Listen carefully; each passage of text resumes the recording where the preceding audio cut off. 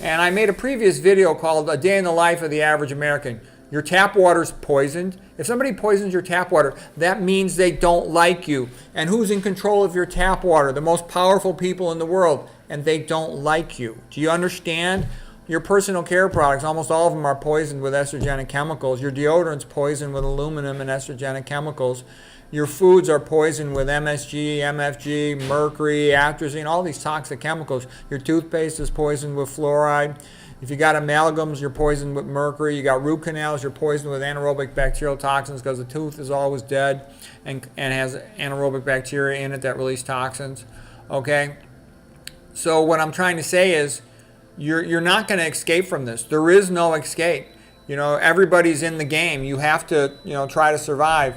And it goes on and on. I can list a whole bunch more and won't go into that. And in a sense, it reminds me of Hernan Cortez, 1519, Veracruz, Mexico.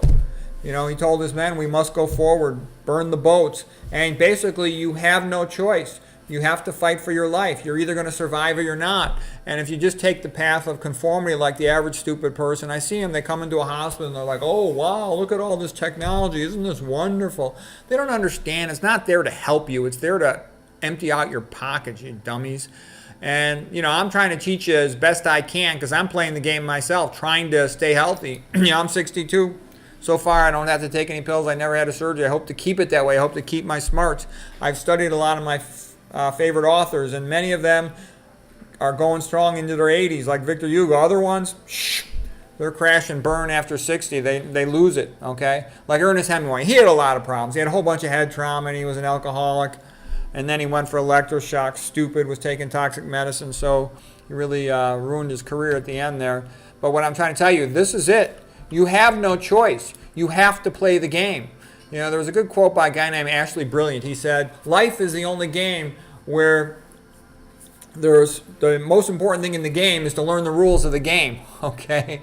Or he said, life is the only game where the goal of the game is to learn the rules of the game. And you want to learn them fast. And, when people always want to, cheat on the diet, say, can't I eat more nuts and avocados and sweets and olive oil and something like, if you're stupid, go ahead. I don't care about you. Go ahead. Do whatever you want. I'm just telling you, it sounds to me like a Hollingsworth problem. The stupid person's always trying to, break the diet. The smart person, I'm always like, is there anything else I can do? Is there anything else I can do? I don't want to end up like all these fat, sick, and stupid people I have to deal with every day. These patients are so sick. You have no idea how sad and dreadful and sick these patients are. They're disaster. Train wreck, train wreck, train wreck, train wreck, train wreck. That's what I'm used to seeing. So I'm scared of being sick like that because I know how common it is. It's ubiquitous.